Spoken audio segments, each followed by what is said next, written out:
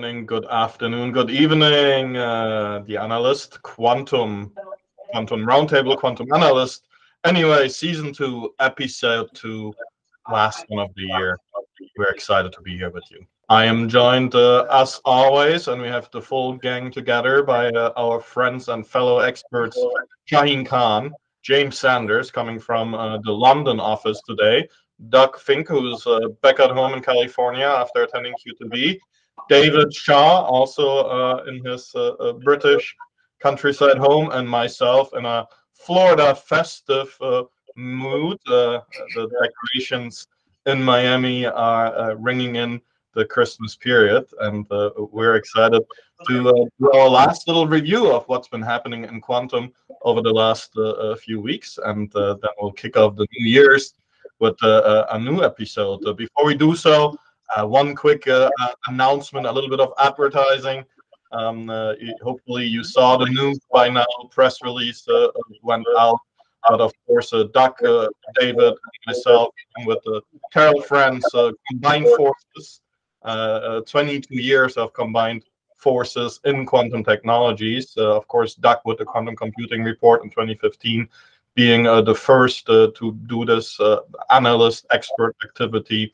David Shaw close on his heels, me following in late 2018 the data analytics side. And we now combined it into a new business, GQI, Global Quantum Intelligence.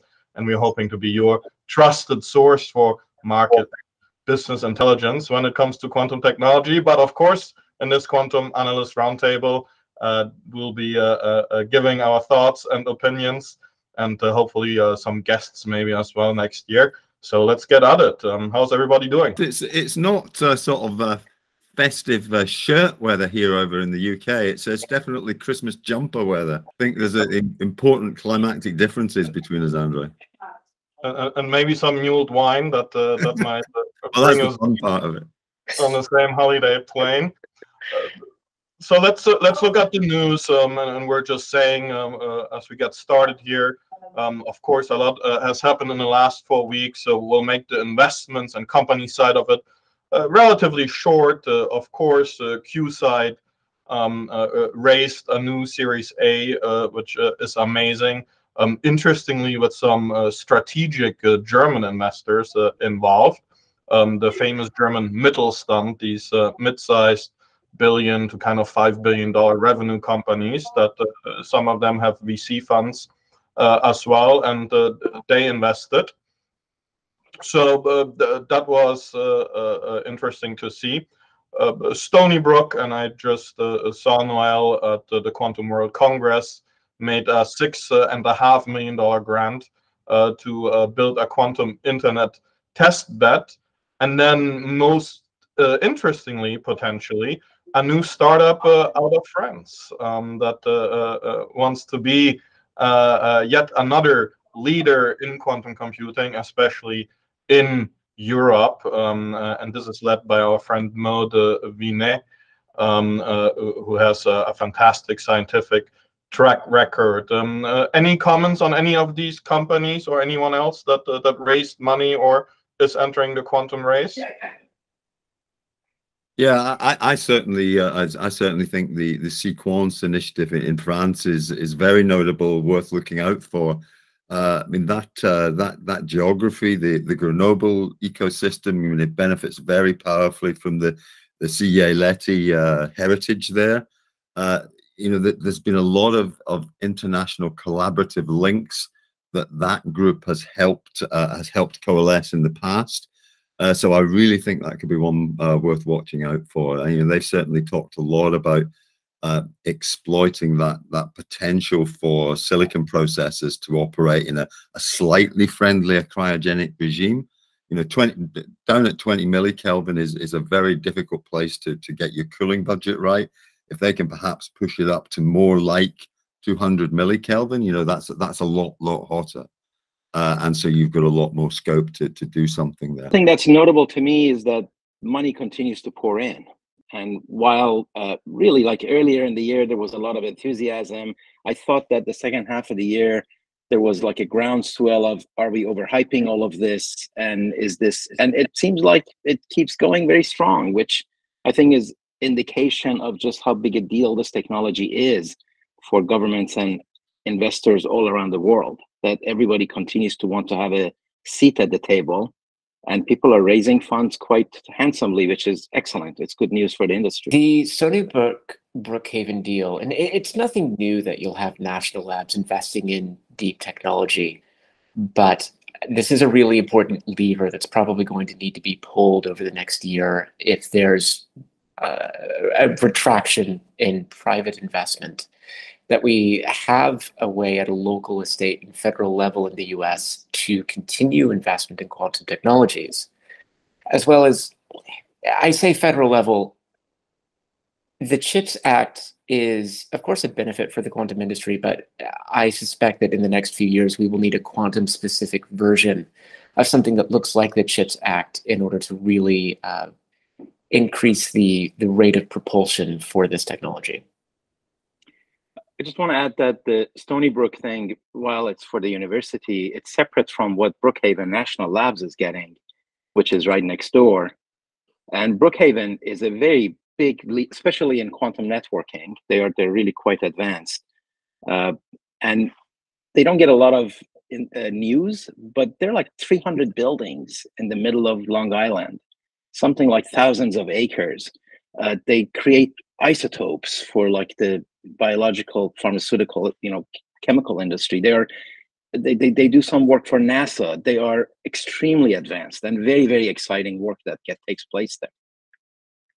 I just wanted to come back on one of the references there to the CHIPS Act and how that whole dimension is going to play out. So I do think that there's a lot of tension there that will build, because there's a real question as to, do you want to build more fabrication facility that lets you directly onshore things that are currently being done in Asia, leading edge tech, leading edge fabrication for conventional devices, but then exactly what type of fabrication facility you might want to do something which is different. Not only is it new, but it depends on which flavor of quantum you believe in.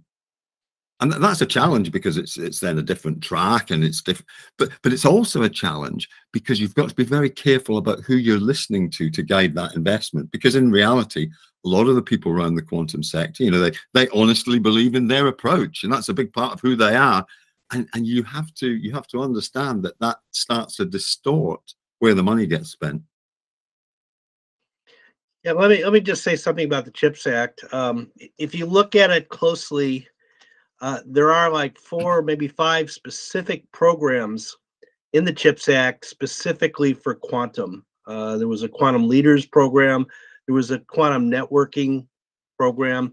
So there is money already. But the other thing I think that people don't totally get is that even though the bulk of the money, of course, is indeed going for fabrication facilities in the US, but I believe that some quantum companies will be able to leverage even those investments for building their quantum chips. Because there's several companies, including a new startup I just saw in France, that's looking at using semiconductor technology for building qubits. Without making everyone recoil in horror for bringing in social sciences to a hard science discussion, I really do have to reemphasize David's point about, who are you listening to when you're building these things out? And the really amazing thing for me, having tracked this market, is the extent to which the personalities behind the technologies are probably as influential as the technologies themselves. Without naming names, I've found that people behind a lot of superconducting technologies are quite often one of the loudest or noisiest voices in the room. And when you get into things like helium, and auto light in here is turned off, which is fantastic. When you get into things like neutral atom, it's not as much the case. And without getting into geopolitics, because that is its own minefield that could easily have an hour dedicated to it, if I can turn on this light, there is a hazard of having a centration of technologies manufactured in the Pacific Rim, geological area, given the amount of earthquakes that happen. And if you'll recall, this was about 10 years ago now, the hard drive market had been upended by a bunch of floods in Thailand. And that had caused a ripple effect across a bunch of industries just at the start of, the sort of data explosion. The idea that a natural disaster could take out the ability to manufacture a lot of critical electronic devices is something that doesn't get enough attention. And there really does need to be a globalization of manufacturing capabilities. Staying with quantum, albeit that is an important topic, but something that we discussed when I was up at the IBM Research Center, actually, with a gentleman that runs semiconductors for IBM, some fascinating discussions there. But looking at our ecosystem again, you already all are listening to us, so you're doing very well. But if you don't want to listen to just us, it seems to be survey season, so maybe we can take a little bit of that bird's eye view on what we're discussing. 3 surveys just came out, and GQI, of course, is going to publish a survey in January. Surveys are tough business because if you look at them, the results don't really align. IQM, OpenOcean, and Lakestar released the State of Quantum 2020 report. Very interesting data, but contradictory to a report that I'm sure we'll look at next. But their findings state that only 10% of firms surveyed are cautious that quantum will ever be functional for everyday use. So, very few skeptics, but maybe there's some bias in the sample. 70% of business leaders are using and developing real-life quantum use cases. 61% are planning to invest $1 million or more in quantum computing over the next 3 years. So, 300 and some thousand a year. Not that much. 63% of business leaders believe that quantum computing will be commercially mature within 5 years. Almost everybody agrees that there is a skill crisis, and 61% believe that the cost of owning quantum computing hardware, and remember this is a European survey where a lot more quantum computing vendors, and IQM is part of that, have an on-premise strategy rather than a cloud strategy, that the cost of owning that hardware is too onerous. What is the biggest insight here, and what do you all make out of these findings? The overriding objectives of these advanced technologies is to create the know-how and to create the expertise. So those guys naturally shy away from outsourcing too much of what they're supposed to do, because the purpose is to learn. It's sort of reminiscent of the old joke that the super technical guys don't go buy a bicycle, they order the parts and assemble it together. Not because it's cheaper, but because that's what their objective is. And I see that happening also at very, very advanced supercomputing with the DOE sites in the US, where they are very decidedly not looking at using the cloud explicitly because they want to have that sort of know-how. Cost cutting is not the issue, learning is.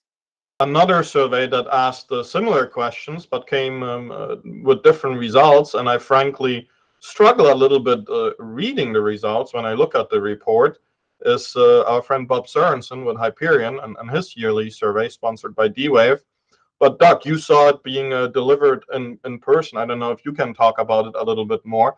I think the main findings here is that surveying over 300 US and European organizations between August and October of 2022, folks estimate total revenues of 15 million or more. This is per organization, I believe, and they estimate that their IT budgets for quantum will be 5 million or more. I didn't see any revenue numbers like the previous year or otherwise, but Doug, can you speak to it a little bit? Yeah, I did. I saw part of it because I actually had my presentation right after him. But one of the things he showed in his graphs was a comparison of the survey from 2022, 2021, and 2020, and they were remarkably consistent. roughly, I don't know, 25%, maybe 30% growth per year. And it is consistent with my view of the market. Remember, the market right now is what I would call a POC and learning market. There's really very few people, although I did catch one company that's actually using quantum in production. But people are not necessarily using it on a regular basis. And even though you may survey somebody and say, yeah, I'm working on quantum, and he did have a fairly high percentage of people say, yeah, I'm working on quantum. They're just not spending all that much because they're doing, POCs or various trials.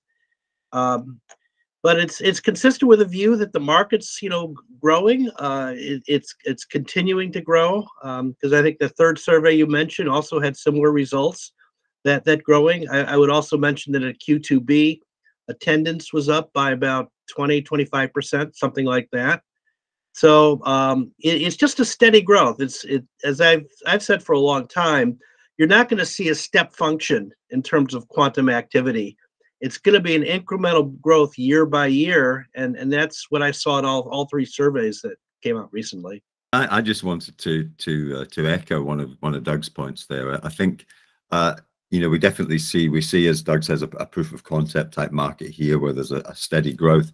But one of the things that I think starts to overhang that is you have got a lot of people out there that have built up expectations, perhaps in their own organizations, that some of these applications can get to not just a deployment, but can make a more dramatic difference in the relatively short term. And I think we still have a big overhang of that. And I think to believe that we're going to get to some inflection point in the near future, the next couple of years, I think takes too much of a leap of faith at the moment. And that's a reality that I think the market's going to have, a sobering reality that I think the market's going to have to live through. Let me throw out a couple more quick data points from the survey. What's interesting to me is that twice as many US companies compared to their European peers say that the quantum technology will allow them to increase revenue. Twice as many US companies as European companies say it will allow them to improve their R&D capabilities. And twice as many European as US companies say it will allow them to achieve competitive differentiation. And neither here nor there with those. We'll see how that pans out. But one thing that the market sizing indicates to me is that, and I think it's important to see it this way, is that some of the growth is inside the supply chain. And while the end user revenue may not be growing a lot, the revenue in the rest of the supply chain is growing as well. And that's really where there's a lot of progress. And that progress is critical to create a thriving, ongoing business. So I think that's going to be an artifact of this market for a while until we get to a point where the end user revenue can be measured by itself. I'm going to disagree a little bit with Shahin. Although, yes, having all of these dollars kind of float between the same set of vendors, as you're going through control stack, as you're building a QPU, there's money to go around, but it's quite often the same dollar that keeps going around. Having measurable end user dollars for quantum computing is going to be the key thing for people who don't listen to quantum computing podcasts to realize that, yes, this is real and quantum is here. And until then, I fear that quantum will be thought of as more of a science experiment than a real thing. Because I see more people who want to speak up. Over 95% say that quantum computing is very successful or successful. And no, these are not election results from North Korea. Over 51% say that quantum machine learning is the most near-term use case for quantum. Almost 50% say the biggest hurdle to QC adoption is the complexity of integrating it into existing legacy IT. And big drum roll, the #1 selection criteria for a quantum computing vendor is their ability to integrate with the existing IT infrastructure. I've just got to interject a little bit that it is a bit like election results from North Korea, though, isn't it? Because these surveys, they get sent out to the quantum enthusiasts, the quantum advocates inside the organization. It is these guys' jobs to be really enthusiastic and positive about what quantum can achieve. So you are not dealing with an unbiased set of respondents, and I think that's not wrong. It doesn't make it unfactual or incorrect, but you just have to interpret the results in that regard. Out that I thought was interesting is the one that was presented at QEDC by Bob Sorensen. The third most popular application was cybersecurity. Now, and that's for quantum computing. And I think actually what may have happened is that when some of the respondents got the questionnaire, you know, it had a question, I don't know exactly what, but something like, do you use quantum? Maybe they were implementing post-quantum cryptography, which is a classical thing. And some of those respondents said, yeah, we do that. But, you know, really at this point, the only possible use of real use of quantum computing for cybersecurity is to run Shor's algorithm. And no one's doing that right now. Well, quantum key generation is really the one real thing that is happening. Okay. Yeah. Presumably, there are some encryption algorithms that could, in principle, use quantum computing as part of encryption, but those are yet to be done. So in agreement with you completely, the quantum safe cryptography, I call it the unquantum market, because you're trying to defend against quantum computing rather than use quantum computing for your own defenses. A couple more data points, because I think there are more insights here that folks want to share. But since we last spoke, 3 companies also announced their quarterly revenues.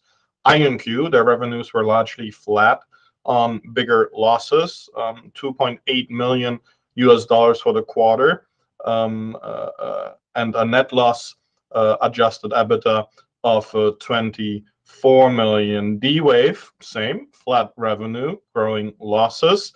Their quarterly was 1.7 million, and their gross profit, adjusted EBITDA was 12.4 million.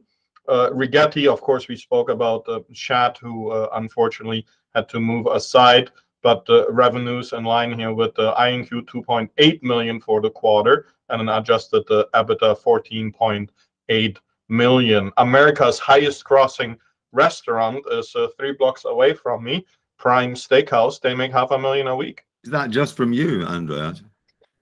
I'm vegetarian, Dave. Sorry, on a more serious point, I'd like to pick that up in the context of what James was saying earlier. I think a lot of people look to these revenue some numbers, and particularly policymakers and government politicians, and what they want to believe, or what they'd like to be the case, is that the revenues available, the commercial revenues available in the quantum market, are going to turn it into a self-sustaining sector that can fund its own growth from here on in, and et cetera, et cetera.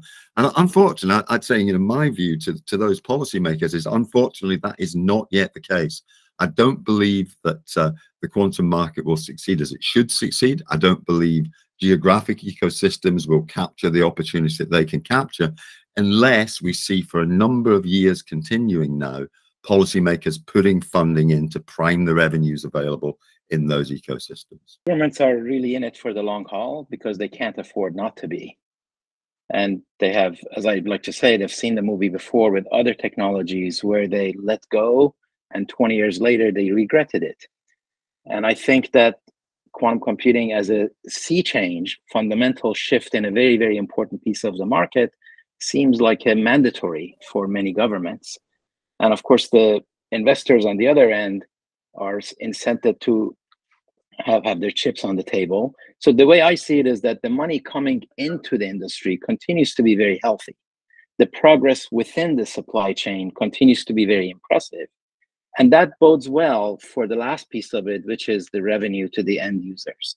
So I think so far, on balance, there seems to be justifiable enthusiasm and optimism for the thing. Now, if 5 years from now we're having still the same conversation, I think we're going to have to start picking winners. And James, before you make your comment, to make it even more fun, Intel just very loudly announced that Moore's law is not dead, and introduced the angstrom era of chips with a trillion transistor by 2030. There's a lot of historical context with Moore's law and Intel's claims around it, and this could easily be a 30-minute conversation about the future of classical compute, but I do expect that you'll see compute more across the stack rather than a lot of focus on a primary CPU. That said, outside of the Intel comment, I do have to agree with David and Shahin's comments about what the future of the quantum market is going to be. I think there has been a bit of encouragement of these startups to try to go to the full stack model, to be able to show this recurring revenue. And as tempting as that is, I'm not sure that it's worked out that well for the companies that have done it.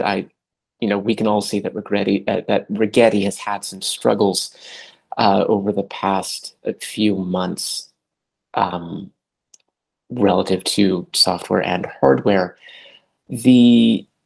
I suppose, really, Andre, the thing to do is, in order to generate some revenue, we're going to have to figure out how you can build a quantum steakhouse. I'd just interject on Moore's law, as I think it's never been something that appealed to me to try to motivate quantum computing on the basis of how well Moore's law is doing. I don't think it's anything to do with that, to be honest. It's a different, it needs to be a different model of computing for it to succeed. It's nothing to do with Moore's law. Yeah, one thing I would say is you should never ignore classical. I think there's a lot of activity happening in classical right now. You talked about the Intel from a process standpoint. There's a lot of activity in terms of really leveraging GPUs, and NVIDIA's doing that. People are taking banks or clusters of GPUs and doing drug discovery. There's some new algorithms. There's actually just a new algorithm published just a couple days ago by the Chinese about using a fast tensor network contraction algorithm. And I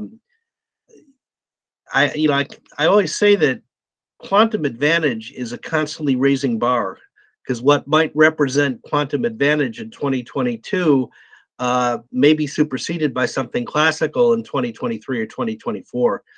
So keep your eye on those classical guys, because at the end of the day, it's not another quantum company that's your competition. It's the classical guys that are your competition. Because we haven't hit the wormhole yet, right? But Intel did announce their cryogenic quantum control chip, Horse Ridge, this December. But back to the quantum steakhouse, and hopefully, Shahin, that aligns with your comment you just wanted to say, the 100 by 100 challenge. So how do we make quantum useful, right? The 100 by 100 being this idea of having 100 observable circuits with a 100 depth of gates and all that at the 3.9 or better. I think along those lines, what I'm observing is that for classical computers to not be a player, quantum computers need to decisively be way faster, such that GPUs don't even have a prayer of competing. That's not the case right now, as Doug mentioned. So when you look at simulation, emulation, running quantum-inspired algorithms on classical computers using other forms of acceleration, whether it's GPUs or FPGAs, I believe for the next 3 to 5 years, that's where the revenue, end user revenue growth is going to be. Because we are, as an industry, as a community, investing a lot of money in building algorithms that have nowhere to run right now. And to run them on GPU, other FPGA acceleration, is a very reasonable thing to do. So when you look at the classical guys, who's really playing, what I saw at Q2B that I really liked was Fujitsu seems to have the most comprehensive strategy there, with their HPC activities, with their digital annealing chip, with quantum-inspired algorithms running on accelerators, as well as their own quantum computer technology research that's going on, followed by Atos in France, which is also doing a lot of good work with quantum-inspired algorithms, etc. And then followed by NVIDIA, which with their QCUDA SDK is eligible to run it. Intel has also a quantum SDK that they announced a few months ago. So I think all of that stuff, as Doug was mentioning, is coming up to compete with quantum computing and sort of delay your desire to buy a quantum computer right now because you're just doing the algorithms and you're running them fine and can just wait for the quantum computers to show up. So we're right that these these new conventional computing technologies, they're raising the bar, and that's a great. I mean, conventional computing technology is a great stuff and continues to be great stuff. But all of those technologies, what they've got in common is that they're all profoundly based on what's called the Church-Turing model. They're based on a model of computation. And the crucial thing about quantum computing, if quantum computers were just trying to compete generally in that market, they would just be a really rather bad way of doing that. But the point is, they don't compete on that model of computation. They seek to go beyond and use non-classical resources to do unique things, to allow them to implement unique algorithms. And that's why, I mean, and it can sound like a technical term, but demonstrations of where quantum computers have shown that actually, no, we can violate the extended Church-Turing thesis are really central to the whole goal of what quantum computing is about. And I think moving into the more scientific review of the last 10 minutes, but just to make the case, another point on the board for quantum, Amazon just announced their bracket algorithm library. There have been other open source community effort libraries out there before, but just another sign of how the overall stack is building on the quantum computing and really overall enterprise solution side. So the famous, and I think about it every day, Church-Turing thesis, but I'm definitely learning about it a lot now that I speak to David almost every other day. And that is really the crux of it, David, right? You shared a paper, and I only had time to read the introduction this morning, but by Umesh Basirani, a polynomial time classical algorithm for noisy random circuit sampling. And what they found is that the RSC cannot be the basis for a scalable violation of the extended Church-Turing thesis. So picking up where you started a couple minutes ago. Yeah, so I was kind of teeing myself up for this one, because I know it's certainly grabbed my attention, this paper, over the last couple of weeks, and the context here is this is the algorithm. Noisy random circuit sampling is the algorithm that Google used for its original quantum supremacy experiment, an experiment that was copied and extended by the USTC group. And that was a great demonstration of that quantum hardware.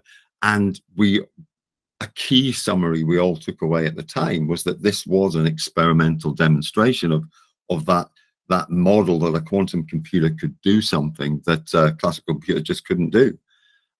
And okay, maybe it could be caught up at the margins. If you didn't have quite enough qubits, you could have a conventional machine on a supercomputer and you could kind of just still get there. But in the back of our minds, we're all saying, oh no, but as you scale up quantum, you inevitably will accelerate away. You can scalably violate the Church-Turing thesis. But this paper, it represents an advance in the conventional algorithm know-how. We thought it was hard to do this convention. It's not that we're dealing with a perfect quantum calculation. It's a noisy quantum device, so it's noisy circuit sampling. And the Berkeley group have simply come up with some smart stuff about how you can simulate that classically and efficiently, so that and ironically, their algorithm is much slower than the quantum algorithm. It's not actually been implemented. It may never be implemented. But in complexity theoretic terms, it doesn't scale any worse than the quantum algorithm. And so you don't have that. And I hold a flag up here that I think as this gets more out into the popular press, we could see some negative headlines about this and some anti-hype I think it's important to bear in mind that we do have other lines of argument now, such as Borealis, such as the Chinese boson sampling machines that independently provide evidence for demonstration beyond classical calculations. I think it's important to remember that the Google Sycamore chip, the USDC chips, they did work as expected. They were computing in their Hilbert space, and so it's some steps back, but we continue to take big steps forward. I think at this point it's pretty well established that the set of algorithms that are amenable to quantum advantage is sufficiently large to be worth pursuing, right? I don't believe that's any longer in question. Maybe it was a few years ago. But it's only a certain subset.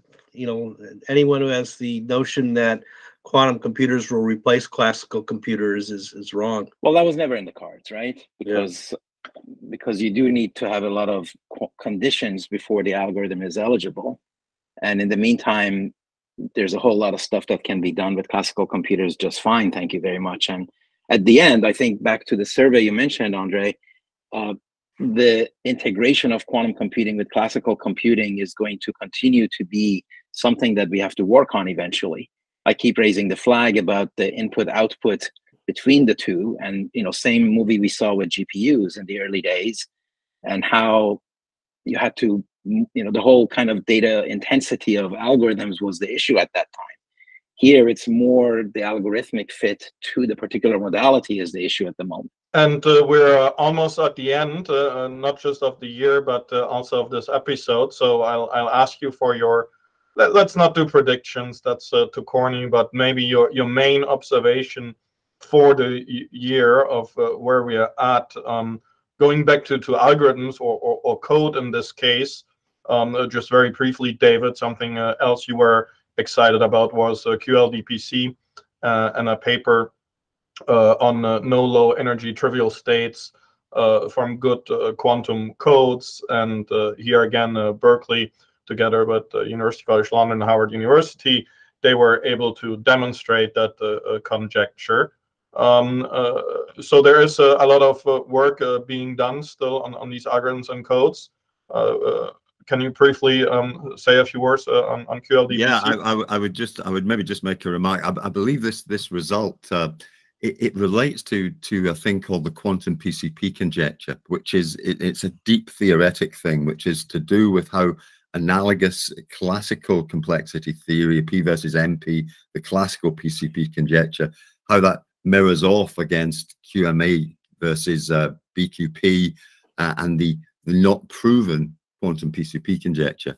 And to be honest, I think the real is we really need to get on a deep complexity theorist specialist that wants to talk about this type of stuff with us, because I think my main threat is I'll try to do that and really annoy them if I just sound off about it. Good. So let's wrap this up, quickly pointing out 3 other news items that I found interesting.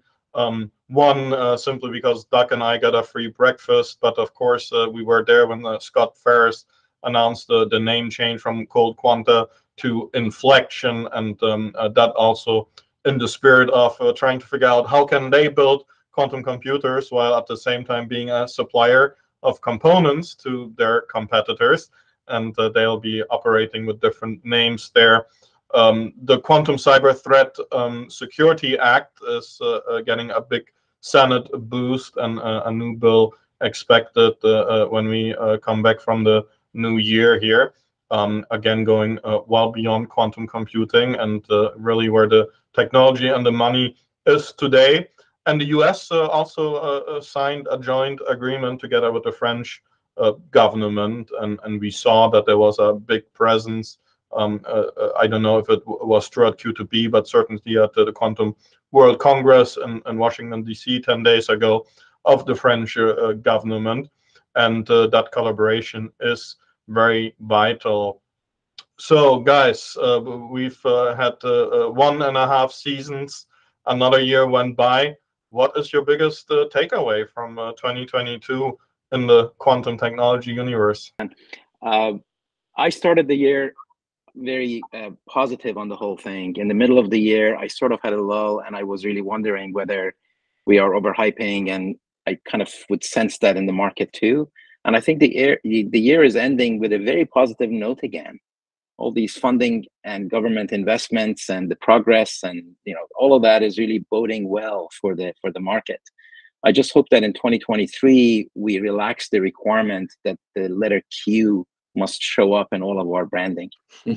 I'll say, just looking back in 2022, I think there was one area of disappointment, which was that even though people were able to increase the number of qubits, the industry did not make as much progress as I would have liked to see the qubit fidelities. At the end of the day, someone who really wants to learn quantum, they're better off actually using a simulator of some type than using an actual quantum computer. But I also see that changing. I think there's going to be a lot of activity in 2023 on both error mitigation and also more advanced quantum error correction codes. David had mentioned using LDPC. I think we may actually see perhaps some breakthroughs. There's some new records there, like 4 nines worth of 2-qubit fidelity, which I think would be very, very positive for the industry. I think the underlying progress of the industry, both in hardware terms and in algorithmic terms, continues to go very, very positively. But I do think the thing that the internal to the industry, people haven't always got their head round, is how bad a time it's been now for tech markets and venture capital markets in particular. And I don't know that the implications of that have really played their way through the sector yet. I'll kind of echo the comments of the previous three. I share Shahin's view in that, I'm kind of getting the warm fuzzies about the state of the quantum market. In the past few weeks, specifically, things seem to be a little bit better, despite the continued naming trends in this market. I would like to see maybe just something even slightly different in terms of what a potential use case could be. And I think there was a little bit of that at Q2B, especially with the paper that was published by Supertech, and which is now part of Inflection. But Pranav Gokhal's team is doing pretty interesting work on that. And I'm just jet lagged enough that if I try to describe this right now, it's going to be a mess for the end of this episode. So I'll say what I'd like to see more of is not just a view of error correction and error mitigation, but also coherence times. And that's something that that's my hope for the next year, is that we'll in hardware control have more of a focus on that. On my end, while I very much agree with Doug, of course, and the progress that still needs to be made on the quantum computing hardware, and I remain most excited about quantum computing as a near-term and interesting and important other applications might be. But I think there's been a sea change in the commercially available, enterprise-ready quantum computing hardware. If you look 12, 18 months back, you had a handful of options, and the options to lose a couple fingers. Today you have a dozen that do a good job across 5 or 6 modalities, and more of them moving to a full stack. And to me, that's a real sea change. What I hope to see next is that when Elon Musk is done saving Twitter and sending people to Mars, that he'll get into quantum computing. We need big thinkers. Quantum machine learning is great. Improving batteries is great. Improving logistics is great. I think we have an opportunity to think bigger, and that doesn't come along very often in humanity, and quantum offers that opportunity. Elon Musk will not be the savior of quantum computing. I will repeat this until I am blue in the face. Rename his last name to Musk. With that, my friends, hi, thank you for joining us for Season 2, Episode 2 of the Quantum Analyst Roundtable. We wish you a great Christmas if you're celebrating it, a wonderful and peaceful holiday, which we hope you will get to celebrate. We're excited to see you again in 2023 and everything that will happen in our quantum tech ecosystem. This concludes this episode, and the year round and round we go.